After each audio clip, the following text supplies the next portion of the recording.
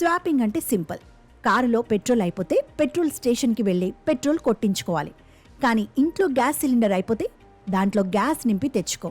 ఖాళీ అయిన సిలిండర్ని ఇచ్చేసి నిండుగా గ్యాస్ ఉన్న మరో సిలిండర్ని తీసుకుంటాం. ఇదే స్వాపింగ్. మరి ఈవీ బ్యాటరీల విషయంలో కూడా ఇదే బెటర్ అనే అభిప్రాయం చాలా మందిలో ఉంది. వాతావరణ కాలుష్యం తగ్గాలంటే జనం పరిశుభ్రమైన ఇంధనాల వైపు మారి తీరాలి.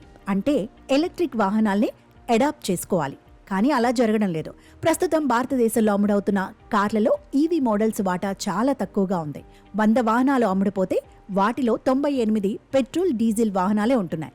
కనీసం ఇప్పటి నుంచైనా కొత్త వాహనం కొనాలనుకునే ప్రతి వ్యక్తి ముందుగా ఎలక్ట్రిక్ వాహనం వైపే మొగ్గు చూపాలి. ఆ విధమైన యాటిట్యూడ్ని ప్రజల్లో తేవడమే భారత ప్రభుత్వ లక్ష్యం. ప్రస్తుతం అమ్ముడుపోతున్న వాహనాల్లో ఈవీల సంఖ్య 2% కంటే తక్కువగా ఉంది. 2030 నాటికి దీన్ని 30% వరకు పెంచాలని లక్ష్యంగా పెట్టుకుంది ప్రభుత్వం. దాదాపు 1,00,000 కోట్లతో ఒక ప్రోత్సాహక పథకం ప్రారంభించింది. దీన్నే పీఎం ఈ డ్రైవ్ అంటున్నారు. ఈ డ్రైవ్ అంటే electric drive revolution in innovative vehicle enhancement. ఇంతకీ ఈ పథకం ఏంటి?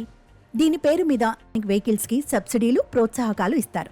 ఈ 2 వీలర్లు, ఈ 3 వీలర్లు మాత్రమే కాదు, ఈ అంబులెన్స్లు, ఈ ట్రక్కులు అన్నిటికీ సబ్సిడీలు ఇస్తున్నారు.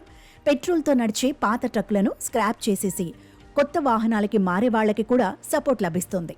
ఈ కార్లు, ఈ బైకులే కాదు, బస్సుల్లోనూ ఈ బస్సులకే ప్రాధాన్యం. ప్రజా రవాణా సంస్థల్లో ఉపయోగించడానికి 14,000కి పైగా ఎలక్ట్రిక్ బస్సుల్ని కొనుగోలు చేయబోతున్నారు. మొత్తం మీద కొన్ని దశాబ్దాల్లో క్రమంగా పెట్రోల్, డీజిల్ వాహనాలకి గుడ్ బై చెప్పడమే మన లక్ష్యం కావాలి.